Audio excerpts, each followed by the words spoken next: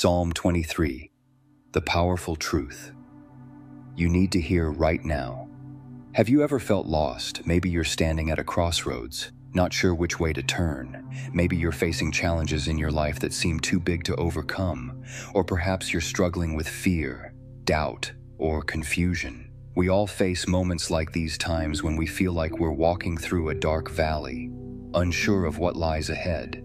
It's in those moments, when the weight of the world feels too heavy to carry, that we search for hope and comfort. What if I told you there was a secret, a timeless truth hidden in the pages of Scripture that could completely change the way you experience life?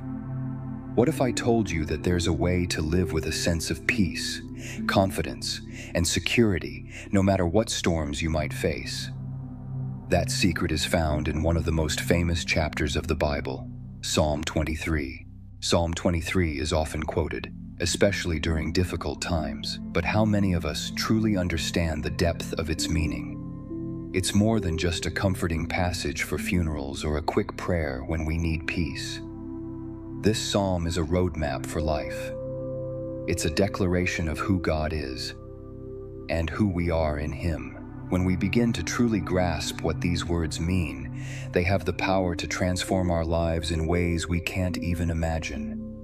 David, the shepherd boy turned king, wrote these words. He knew what it was like to face the unknown. He knew what it was like to walk through valleys, to be chased by enemies, to experience loss, and to wrestle with fear.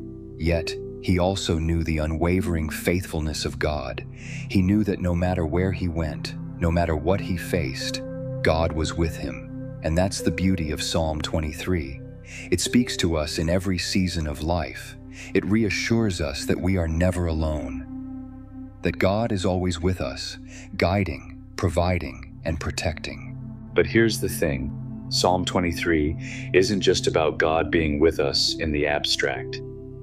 It's not just a nice, poetic prayer to recite when we're feeling down. It's a promise that God is our shepherd, our provider, our protector, and our healer, a promise that we can walk through life without fear, knowing that He is in control. Now, I don't know where you are right now. Maybe you're on a mountaintop, feeling close to God and full of gratitude. Or maybe you're deep in the valley, unsure of how to move forward. Wherever you are, Psalm 23 has something powerful to say to you. It's not just a passage for the times when things are going well, but for the times when everything feels like it's falling apart. So, what is the secret of Psalm 23? It's not just the words themselves. It's the revelation of God's heart for us. It's the promise that He will lead us beside still waters, that He will restore our souls, that He will prepare a table for us in the presence of our enemies. This psalm is a declaration of God's goodness, faithfulness, and provision. Everything we need for life, peace, and security is found in Him. Today, we're going to unpack this secret together. We'll take each verse, one by one, and dig deep into what it means for us today. And I believe that as we do, you're going to see Psalm 23 in a whole new light. You're going to realize that the life-changing promises of this psalm aren't just for David, they're for you.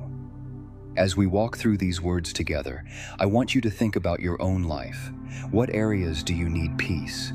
What areas are you struggling to trust God with? Let's open our hearts to the truth of Psalm 23, because I believe it has the power to change your life forever. Are you ready? Let's dive into this journey together and let the secret of Psalm 23 transform the way you live, think, and trust in the goodness of God. Chapter 1. The Lord is my shepherd, understanding His role. When David opens Psalm 23 with the words, "The Lord is my shepherd," he's not just introducing a metaphor, he's revealing a truth that has the power to change everything.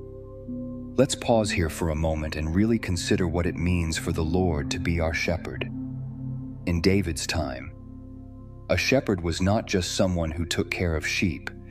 He was the one who watched over them, protected them, guided them, and provided for them. A shepherd's responsibility was not only to lead the sheep to green pastures, but to keep them safe from predators, to ensure they had water to drink, and to care for them when they were sick or lost. It was a relationship of deep trust.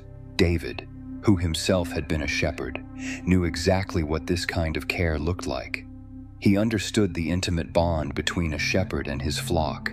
And when he calls God my shepherd, he is acknowledging not just God's role as a protector, but as one who is personally and intimately involved in his life. Let that sink in for a moment. God is not distant or far away. He is not some impersonal force or a deity who's uninterested in our lives. He is our shepherd, the one who knows us by name, who cares for us deeply, and who desires to lead us in paths that will bring us peace, joy, and fulfillment. What does that mean for you and me today? It means that we are not alone. We don't have to navigate this life by ourselves. The Lord, the Creator of the universe, is not only willing but eager to guide us. When we face challenges, we don't have to figure it all out on our own. When we don't know which way to turn, we can trust that God is right there beside us, leading us with wisdom and love. But there's a key element to this that we can't overlook: trust. Sheep trust their shepherd completely. They follow his voice and know that he has their best interests at heart. We too are invited to trust in God as our shepherd, to listen for his voice and to follow him, even when the road seems uncertain. I want you to pause for a moment and think about your own life. Can you remember a time when you felt the Lord leading you, guiding you in a way that brought you peace or protection? Maybe it was a decision you made, or a moment when you felt God's presence in a real and tangible way. And here's the real question. Are you trusting him right now in your current season? Whether you're in the valley or standing on the mountaintop, are you allowing him to lead you?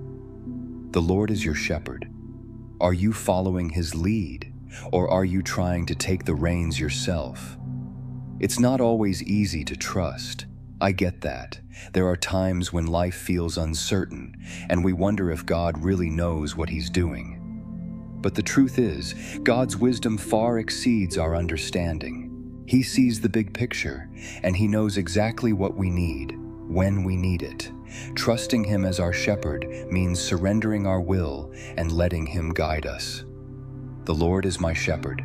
Think about that personal connection. It's not just a general statement, it's an invitation to a relationship of care, trust, and guidance. God is not only willing to lead us, he wants to lead us. He wants to guide us, protect us, and lead us to the places where we can flourish. Chapter 2. I shall not want, the promise of provision.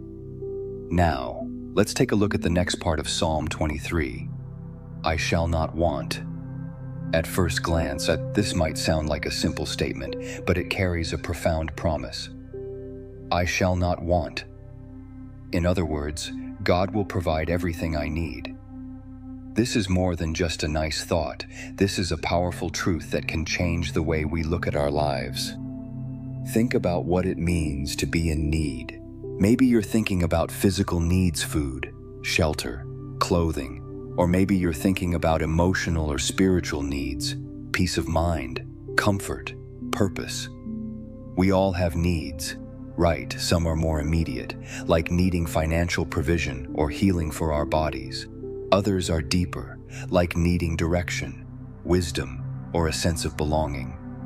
What David is saying here is that God has promised to meet every single need we have, not just in the moment, but throughout our entire lives. When we say, I shall not want, we are declaring our trust in God's provision.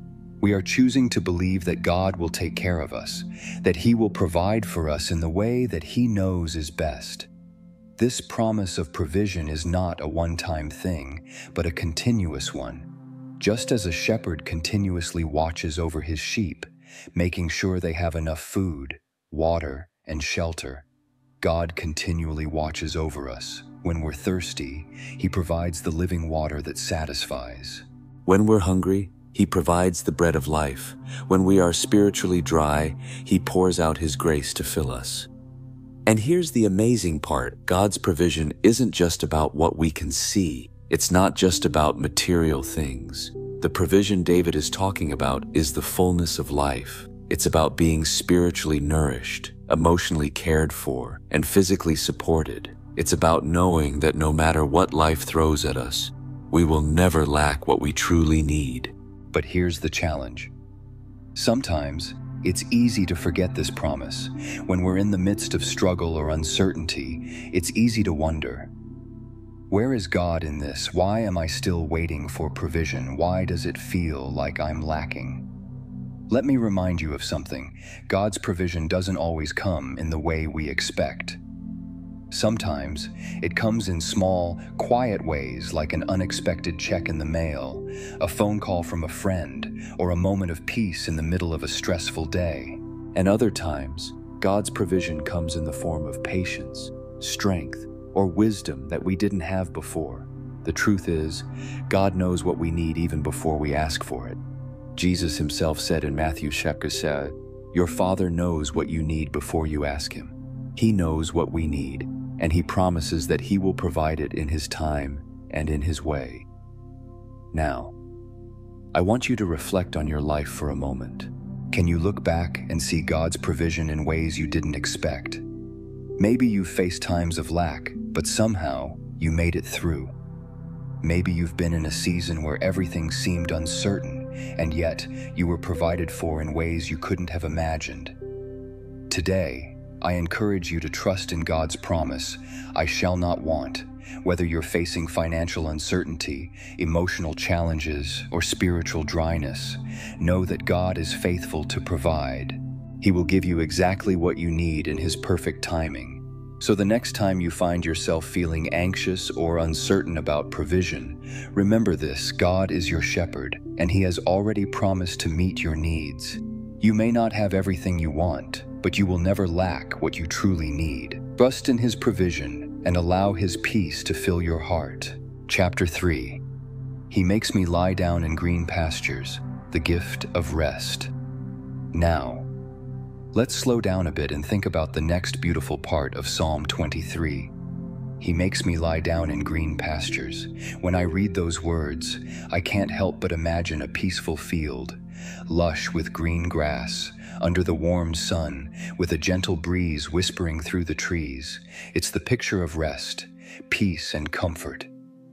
And here's the thing, this verse isn't just a poetic description, it's a promise. God promises us rest, and not just any rest, but rest in green pastures, the kind of rest that restores and refreshes. But you might be thinking, that sounds great, but my life is anything but restful right now. I hear you. We live in a world that is constantly on the go. The pressure to keep up with work, family, relationships, and personal goals can feel overwhelming. Rest isn't something that comes easily or naturally, especially in a world that tells us we have to keep pushing and doing more to succeed. But here's what I want you to realize. Rest is not a luxury, it's a necessity, and God knows this. That's why He makes us lie down in green pastures. The word "makes" here is interesting. It's not that God is forcing us against our will. Rather, He is lovingly guiding us to a place where we can stop and rest because He knows we need it. He knows that without rest, we can't function at our best. He knows that constant striving and doing will eventually wear us down.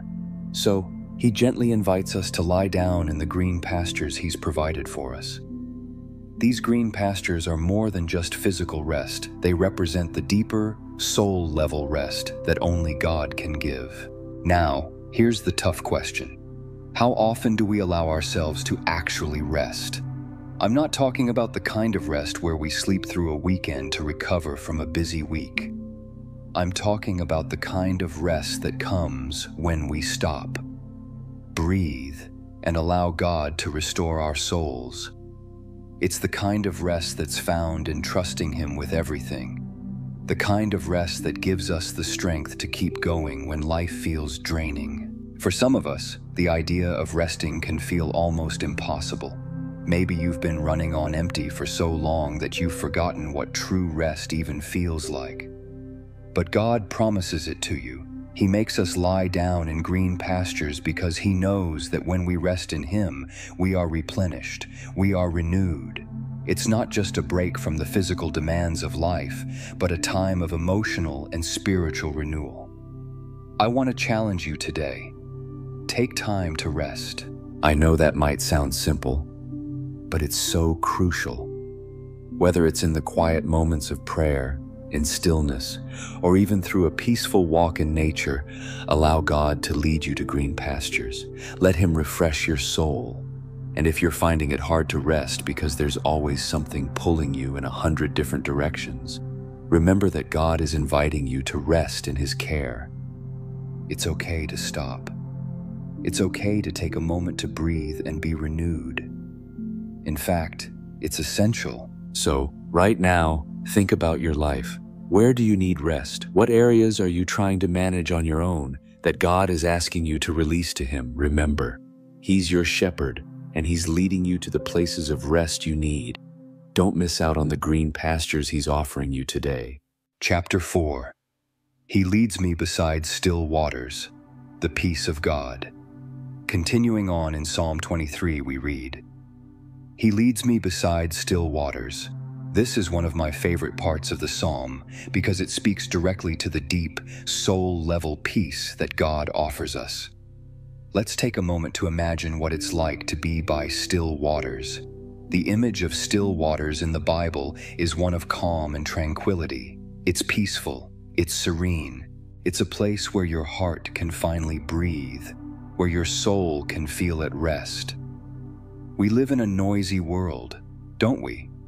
There's always something happening. News updates, social media alerts, family demands, work pressures. Our lives are filled with constant noise and distractions. And in the midst of it all, it can feel impossible to find peace.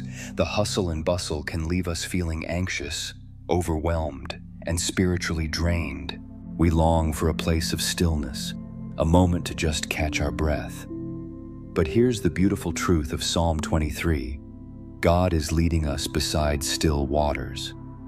That means that, no matter how loud or chaotic life gets, God offers us the invitation to step away from the noise and rest in His peace. Now, let's be clear. This peace isn't the absence of trouble. It's not the absence of difficulty. Life doesn't suddenly become perfect when we trust in God. But the peace He offers is one that surpasses understanding. It's peace in the midst of the storm. It's a peace that guards our hearts and minds, even when everything around us feels chaotic. Think about the story of Jesus calming the storm. The disciples were on a boat, terrified as the winds howled and the waves crashed around them. And in the midst of the storm, Jesus was asleep. He wasn't stressed. He wasn't panicked. He had perfect peace. When the disciples woke Him up, He calmed the storm with just a word. That's the kind of peace God offers us. It's not a peace that's dependent on our circumstances being perfect, but a peace that comes from knowing that, no matter what happens, God is with us.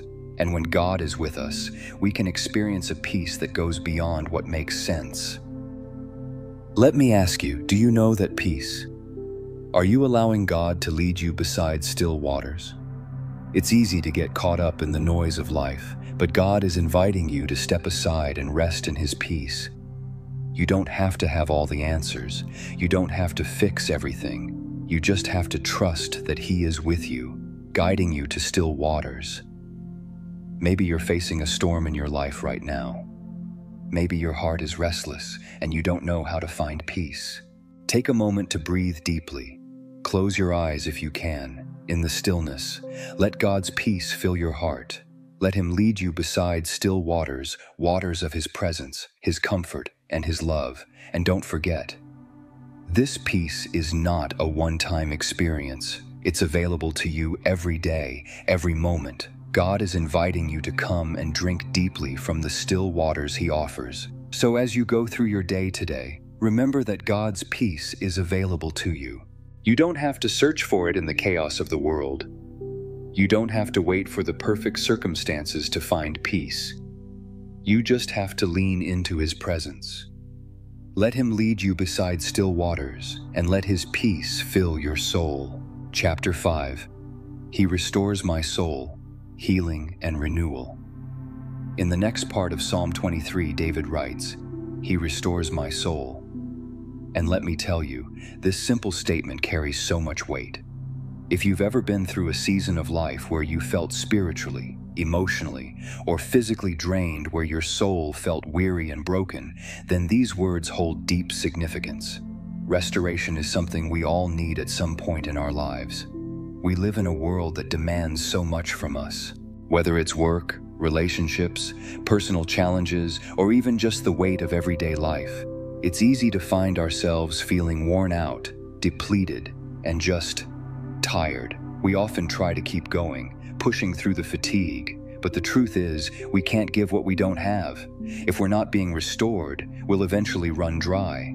But here's the incredible thing: God promises to restore our souls. He doesn't just leave us in our brokenness. He doesn't look at our tired hearts and say, "Well, you'll have to figure this one out on your own." No, our shepherd comes alongside us and breathes new life into us. He restores us. This isn't just about physical rest, though that's important. It's about a deep, inner renewal. It's the kind of restoration that revives our spirit when we feel empty. It's the kind of healing that brings peace when we feel overwhelmed. God knows how to bring us back to life when we've been running on empty.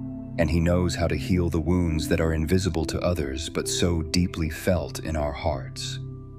Maybe you're facing something right now that has left you feeling broken. Maybe it's grief, disappointment, failure, or just the weight of trying to do it all on your own. It's easy to believe that these wounds are too deep to heal or that we'll never feel whole again. But God promises that He restores our souls. If we look at the life of Jesus, we see that He was constantly offering restoration. He healed the sick, gave sight to the blind, and restored the brokenhearted. He didn't just heal people physically, He restored their dignity, their peace, and their hope in your own life. Restoration comes through connection with Him. It comes when we are willing to let go of our burdens and let Him carry them. It comes when we open our hearts and invite His healing presence to do what only He can do. Take a moment and reflect on your own life. Is there an area where you need God to restore you? Maybe you've been carrying the weight of an emotional wound for far too long. Maybe you've been exhausted, trying to do everything on your own. Or maybe you've felt spiritually dry, disconnected, and distant from God. The good news is that God is in the business of restoration. He longs to heal your heart, to breathe new life into your spirit. It's not too late for you to be restored. In fact, it's exactly why Jesus came, to bring healing to the broken and hope to the weary. Remember, restoration isn't something we earn. It's a gift. It's not something we need to prove ourselves worthy of. We simply have to receive it. So, wherever you're at right now, whether you're feeling spiritually empty or emotionally worn down, take a moment to invite God to restore your soul. Trust that He is able to heal what is broken and fill you with the strength you need for the journey ahead. Chapter 6. He leads me in paths of righteousness for His name's sake. Divine guidance. Now, let's move on to the next part of Psalm 23. He leads me in paths of righteousness for His name's sake. This is such a powerful statement. It's not just about God leading us in any path, but in the right path, the path of righteousness.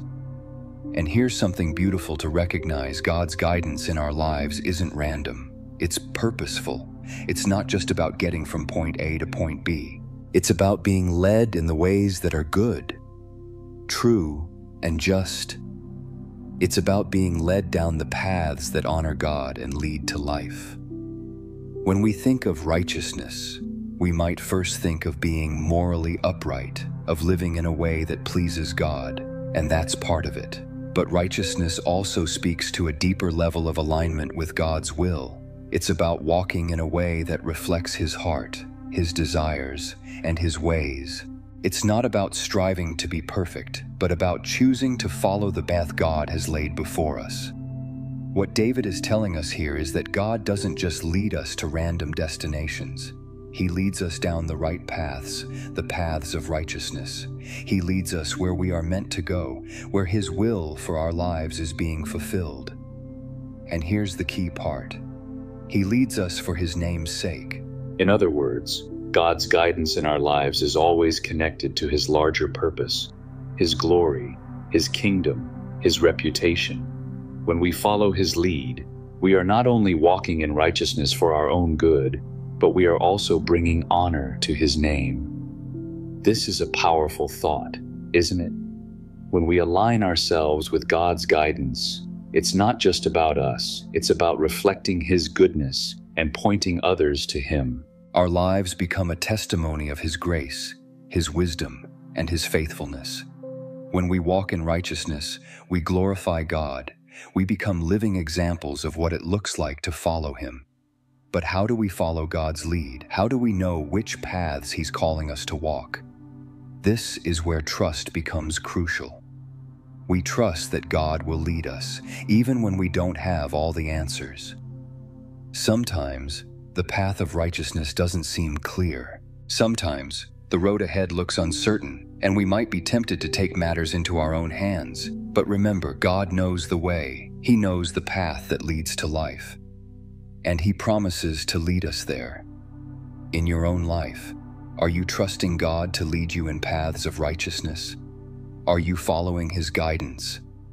Even when it's difficult, maybe you're facing a decision right now that feels overwhelming. Maybe you're uncertain about which direction to take. In these moments, it's so important to turn to God and trust Him to lead you. Ask for His wisdom, listen for His voice, and remember that His guidance will always lead you in the right direction, not necessarily the easiest, but the one that brings peace and honors Him. As we walk this journey of faith, let's commit to trusting God's lead. Let's commit to walking in His ways, not because we have to, but because we want to honor Him with our lives. And let's be confident that when we do, He will lead us in paths of righteousness, paths that bring glory to His name and fullness to our lives. Chapter 7. Even though I walk through the valley of the shadow of death, I will fear no evil, overcoming fear. I want to take a moment and really sit with the next powerful verse from Psalm 23. Even though I walk through the valley of the shadow of death, I will fear no evil. Now, I don't know about you, but the phrase "the valley of the shadow of death" can feel pretty heavy. It sounds like a terrifying place.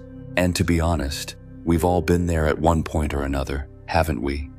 Maybe not in a literal valley, but in places of darkness, uncertainty, and fear.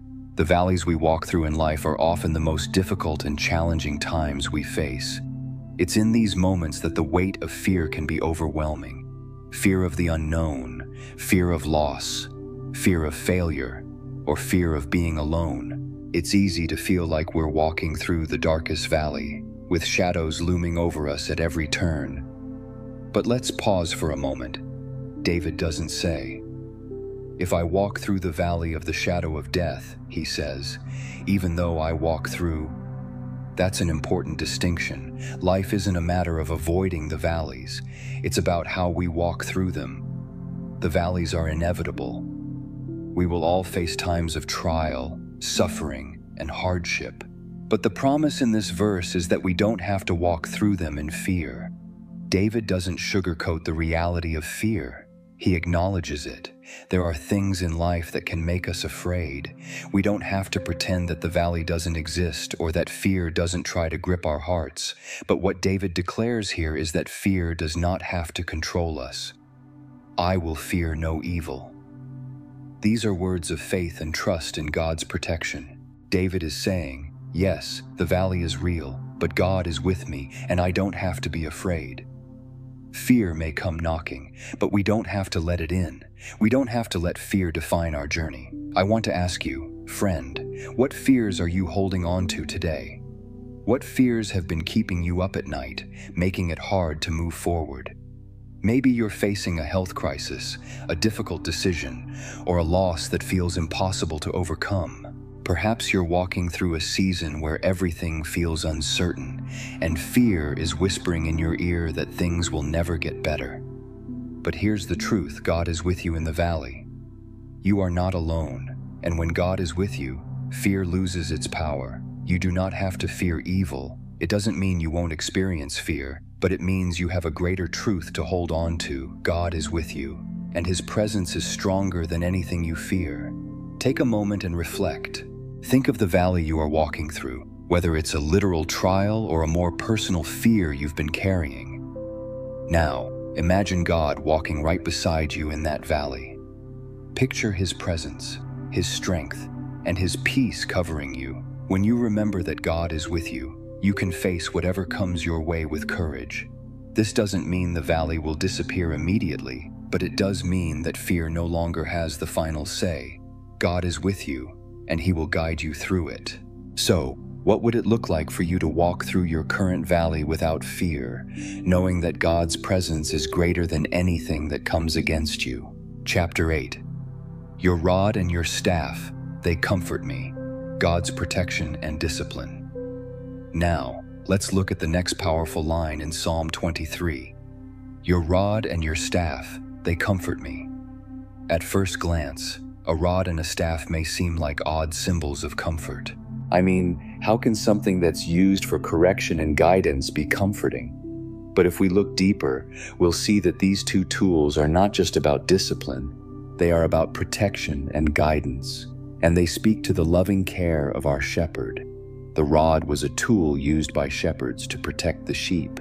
It was a short, heavy club used to defend the flock from predators. If a wild animal came near, the shepherd would use the rod to drive it away. The rod symbolizes God's protection. It's a reminder that no matter what dangers we face in life, God is our protector. He watches over us with vigilance, keeping us safe from harm. The staff, on the other hand, was a long, curved stick that the shepherd used to guide the sheep. It helped the shepherd lead them along the right path, and it was even used to pull a sheep back onto the path if it had wandered off. The staff symbolizes God's guidance. The gentle nudge, the loving correction that keeps us on track and leads us to where we need to go. Now, think about what this means for you and me. God's protection and guidance are two sides of the same coin. When we walk through life, we don't have to be afraid of what might harm us, because God is our protector.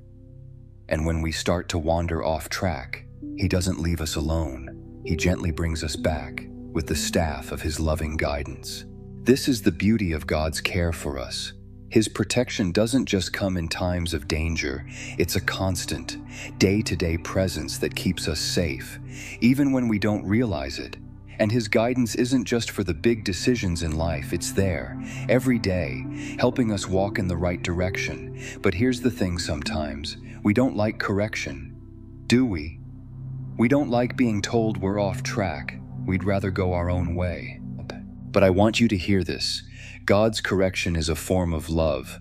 Just like a shepherd uses the staff to guide the sheep back to safety, God uses His correction to bring us closer to Him. It's not about punishment, it's about protection and restoration. Take a moment to reflect. Where in your life is God's correction needed? Maybe you've been going down a path that's leading you away from Him. Maybe He's been using the staff of His guidance to gently pull you back to where you need to be. Remember, His correction is always for your good. He's not trying to punish you, but to bring you back to a place of safety and peace. And don't forget about His rod, His protection. If you're facing any kind of danger or uncertainty right now, trust that God is standing guard over you. He's protecting you from things you may not even see coming. Rest in the knowledge that the shepherd is watching over you with love and care. So let's thank God for both His rod and His staff today, for His protection in the face of danger, and for His guidance when we've lost our way. We can take comfort knowing that God is always watching over us, always guiding us, and always leading us back to His safe and loving arms. Chapter 9. You prepare a table before me in the presence of my enemies. God's provision in the face of opposition. Let's take a moment to look at the next profound verse in Psalm 23. You prepare a table before me in the presence of my enemies. At first, this might sound like a strange image, a table in the presence of enemies. But when we understand it deeply, this verse speaks of something incredibly powerful. You see, the table represents provision, blessing, and fellowship. In ancient times, a table wasn't just a place to eat, it was a place of honor. It was a symbol of intimacy and relationship. When you were invited to sit at someone's table, it meant that you were welcomed, cared for, and provided for. And here, in this verse, David is declaring that God prepares a table for us, even in the midst of our enemies. Imagine that, in the middle of your battles, in the midst of your struggles, God is setting a feast before you. While the world may seem to be against you, while you might feel surrounded by fear or opposition, God is saying, I will provide for you, I will bless you, I will honor you. This is an incredible picture of God's faithfulness. It's easy to think that when we face opposition, we must shrink back or retreat. We might feel like we need to defend ourselves or figure everything out on our own. But God's promise is that in the presence of our enemies, whether those enemies are people, circumstances, or inner fears, He is still providing for us. He is still blessing us. He is still honoring us. In a way, this verse speaks of God's abundance in the face of lack, His peace in the midst of chaos, and His strength when we feel weak. God doesn't wait for the opposition to leave before He shows up with provision. No, He sets the table right in the middle of it. Think about it. When you're in a battle, when you feel like the odds are stacked against you, doesn't it feel like everything you have is at risk?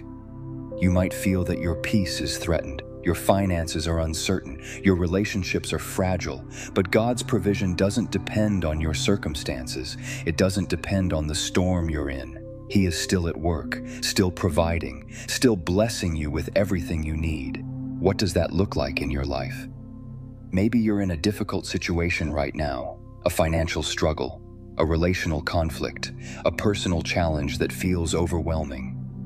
Maybe it feels like your enemies are closing in, but I want you to know God is still at work, and He is still preparing a table for you. He is not distant or unaware of your struggles. He is setting a feast before you, even in the presence of your enemies. Take a moment to reflect. What do you need today? Peace, strength, provision, healing. Whatever it is, trust that God has prepared a place for you to receive it. And remember that His provision is not limited by your circumstances. No matter the battle, He will provide for you in ways that honor and bless you. Chapter 10. You anoint my head with oil, my cup overflows. Abundant blessing. Let's continue with the next beautiful line in Psalm 23. You anoint my head with oil, my cup overflows. When we think about anointing with oil, it might not be something we're familiar with in our modern culture, but in biblical times, anointing with oil had significant meaning. It was a symbol of blessing, honor, and consecration. To be anointed with oil was to be set apart, to be chosen for a special purpose, and to be filled with favor. When David says, "You anoint my head with oil," he's speaking of the favor and blessing of God being poured out on his life. God isn't just providing for him in a basic way, but in a rich, abundant way. To have your head anointed with oil was a gesture of honor, an indication that you were loved and cared for deeply. It was a mark of distinction, setting you apart for something special. And then we see the next powerful statement, my cup overflows. The imagery of an overflowing cup is so profound. Picture this, a cup so full that it can't hold anymore, and the liquid spills out, flowing over the edges. This is not a cup that's barely enough to meet the need. This is a cup that is abundantly overflowing with God's blessings. Do you realize what this means for you? God doesn't just want to give you enough to scrape by. He wants to bless you in abundance. He wants your life to overflow with His goodness, His peace, His joy, and His provision. This overflowing cup isn't just about material blessings, though it can include that. It's about the richness of life that comes from knowing God, from walking in His favor, and from living in the fullness of His promises. Here's where it gets really exciting. When we live with an overflowing cup, we don't just keep it for ourselves. That overflow spills out to those around us. When God fills us to the brim, it's not just for our own enjoyment, it's so that we can be a blessing to others. We can share His love, His peace, and His provision with those in need. God's blessings are not meant to be hoarded, but to be shared. Now, I want you to think about your own life. How full is your cup right now? Maybe you've been feeling empty or drained, like your cup is barely half full. The good news is that God promises to fill our cups to overflowing. He doesn't want us to live in lack or scarcity. He wants us to live in abundance of His grace, His peace, His provision, and His presence. Take a moment and ask God to fill your cup. Ask Him to pour out His blessings in your life. And remember, this isn't just for you to enjoy, it's so that others can be touched by the overflow of God's goodness in your life. So, friend, I want you to walk through this week with the awareness that your cup can overflow. No matter what you face, God has the ability to fill you with everything you need and more. Let His blessings overflow into your life, and let that overflow touch everyone you encounter. Chapter 11. Surely goodness and mercy shall follow me all the days of my life, the assurance of God's faithfulness. Now, we come to one of the most reassuring verses in Psalm 23. Surely goodness and mercy shall follow me all the days of my life. When you really think about it, these words are incredibly powerful. David isn't just hoping for goodness and mercy to follow him, he is assured of it. There's a deep confidence here, a trust that no matter where life takes him, God's goodness and mercy will be with him every step of the way. Let that sink in for a moment. Goodness and mercy, these are two qualities of God that David is certain will follow him throughout his entire life. They don't just show up occasionally or when we've earned them. They are promised to us, day in and day out. No matter what we face, goodness speaks to God's heart of kindness, generosity, and blessing. It's the way God constantly seeks our well-being and pours out His love upon us. His goodness is not just about what we get, but about who He is, a good Father who desires to give good gifts to His children. Mercy speaks to God's compassion, grace, and forgiveness. Mercy is the thing that allows us to experience God's love, even when we don't deserve it.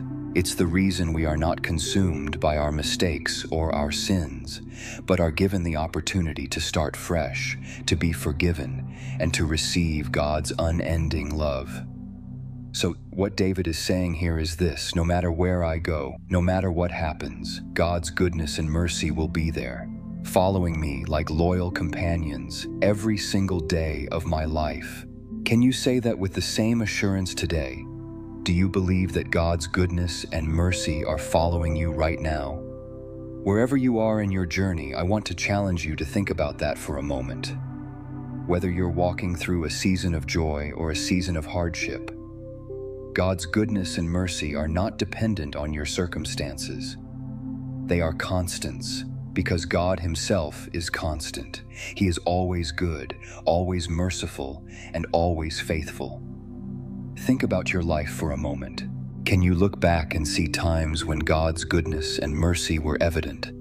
Maybe they showed up as protection during difficult times, or as peace when you thought you couldn't go on. Maybe you've experienced God's mercy when you made mistakes, and He extended grace to you in ways you didn't expect. And here's the exciting part. This isn't just a past promise, it's a present reality. Goodness and mercy are following you right now. They are with you today, and they will continue to be with you tomorrow. God's faithfulness is unshakable, and His goodness will never run out. No matter how far you go, no matter what you face, you can rest in the assurance that His goodness and mercy are with you, always. So take heart, friend. No matter how dark the days may get, or how difficult the path may seem, you don't walk alone. Goodness and mercy are following you. and not just for a season all the days of your life. That's a promise you can take to the bank. Chapter 12. And I shall dwell in the house of the Lord forever, the ultimate promise of eternity. Finally, we come to the last line of Psalm 23. And I shall dwell in the house of the Lord forever. This is the ultimate promise. It's the culmination of everything we've explored so far: the peace, the provision, the restoration, the protection, the guidance, and the blessings. All of it points to this incredible truth: we will dwell with God forever. Think about that for a moment. God is not just with us for a time or for a season. He is not just walking beside us through life. He is leading us into eternal fellowship with Him. This promise speaks to the ultimate hope we have as Christians: an eternity with God, free from pain, free from sorrow, and filled with His presence forever. This isn't just about heaven being our destination.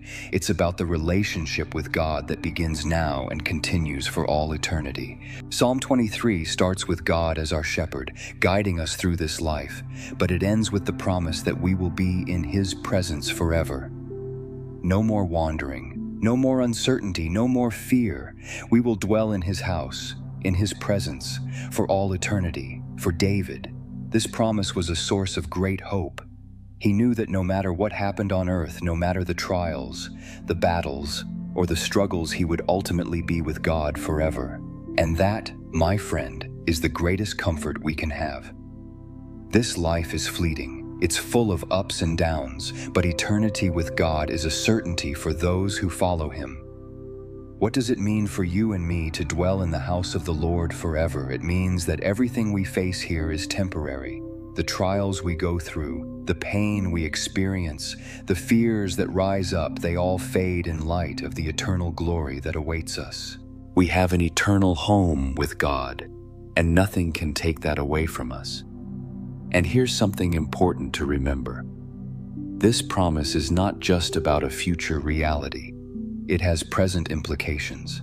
God invites us to experience a taste of His presence today. He doesn't want us to wait until we reach heaven to experience His love, His peace, and His guidance. We can dwell in His presence now, and that's the beauty of the Christian life. We live with the hope of eternity, but we also live with the presence of God with us, here and now. So as you reflect on this final promise, let it encourage you. Let it fill your heart with hope. The road may be tough, and the journey may be long, but the destination is worth it. You will dwell in the house of the Lord forever.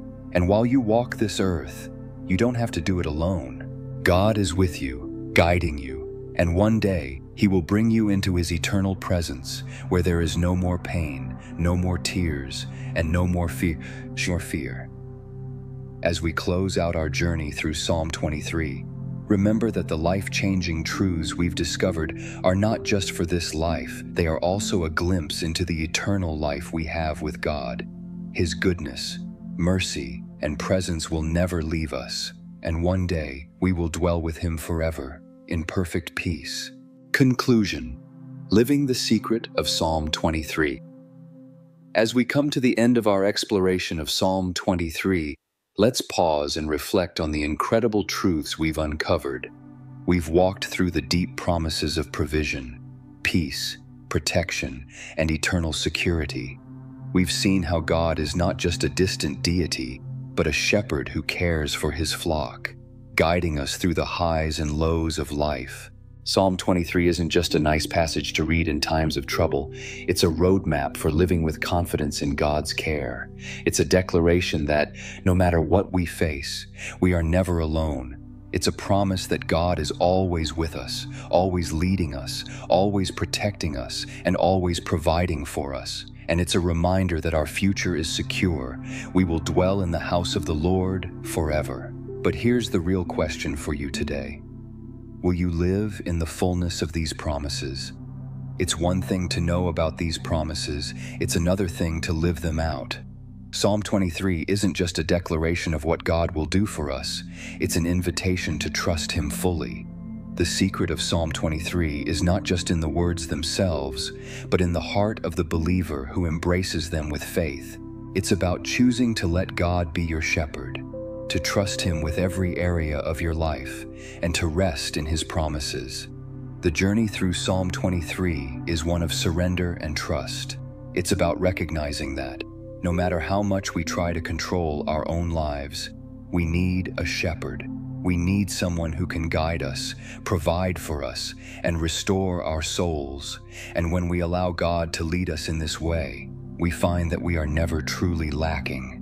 God doesn't just want to meet our needs in a basic way. He wants to fill our lives to overflowing with His goodness, His peace, and His presence. And when we surrender to His leading, when we walk in His ways, we experience the kind of life that is truly abundant, full of His love, grace, and mercy. But this also means that we have to actively choose to follow Him. The path of righteousness isn't always easy. It's not always the path of least resistance, but it is the path that leads to life. And it's the path that leads us straight to the heart of God. So, I challenge you today. Will you trust God as your shepherd?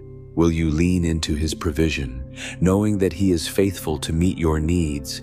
Will you walk through the valleys without fear, trusting that His presence is enough to see you through? Will you allow His goodness and mercy to follow you every single day? And will you live with the hope of eternity in mind? Living out the secret of Psalm 23 means surrendering our fears, our anxieties, and our control to God, knowing that He will lead us in the paths of righteousness, provide for us in abundance, and bring us into His eternal presence. Let's make the choice today to live in the promises of Psalm 23. When life gets overwhelming, when the storms rage around us, remember this: God is our shepherd. He will not leave us or forsake us. He is with us through every trial, through every mountain and valley, and He will lead us all the way to His eternal presence. As we close, I want to encourage you to take a few moments of quiet reflection. Maybe you've been walking through a difficult season, and today you're being reminded that God is with you. Maybe you've been feeling overwhelmed by the chaos of life, and today you've been reminded that God is offering you rest, peace, and renewal. Take a deep breath, surrender your worries, and trust Him fully. Allow Psalm 23 to become a living, breathing reality in your life. Let it be a foundation for everything you do, and let it shape the way you approach the challenges and joys of life. Prayer, Father. We thank You for the beautiful promises of Psalm 23. Thank You for being our shepherd, for guiding us, protecting us, and providing for us in ways we can never fully understand. Help us to trust You with every area of our lives, to walk in Your peace and rest, and to live with the assurance of Your goodness and mercy. We place our fears, our anxieties, and our burdens into Your hands, knowing that You will lead us safely through every storm. Thank You for the hope of eternity with You. In Jesus' name, amen.